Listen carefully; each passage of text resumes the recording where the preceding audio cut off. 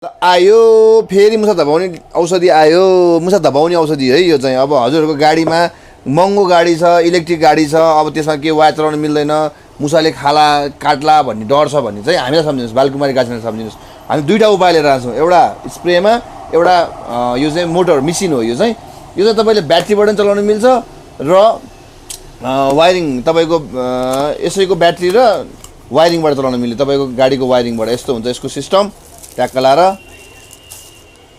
यो सिस्टम हुन्छ यस्तो।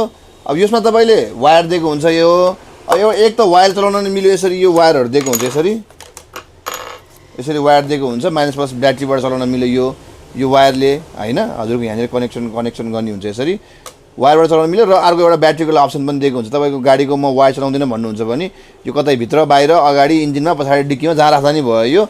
यो एउटा डिभाइस हालिदिन्छ। हजुरले मुसाले केही चिज तारवार काट्ला भन्ने कुरा ढुक्क भएर नकाट्दैन भनेर बस्नुभयो हुन्छ ढुक्कसँगले।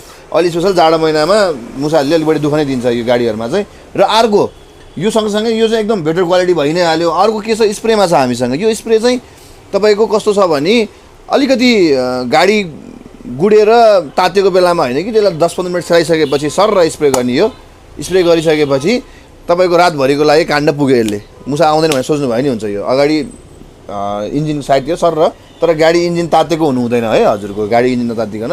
र यो चिजहरू हाल्नलाई चाहिँ अब हजुर कहाँ आउनु पऱ्यो भन्दाखेरि बालकुमारी कार सेन्टर कुलेश्वरमा छ हामीहरूको। पार्किङ सहित सुविधा लिएर आएको छौँ। हजुरले फिटिङ पनि गर्न मिल्यो, यतिकै लिएर जान नि मिल्यो। नर्मल चिज हो एकदमै। यो फिटिङ गराउनु पर्छ झन्झट छ भन्ने चिजै छैन। यसलाई एकदम नर्मल चिज हो। यो चाहियो भने आउनु होला, हामीसँग सुपथ मूल्यमा गरिरहेको छौँ। यो सँगसँगै सबै सामान हामीले सुपथ मूल्यमा गरिरहेको छौँ। आइदिनु होला, पालिदिनु होला।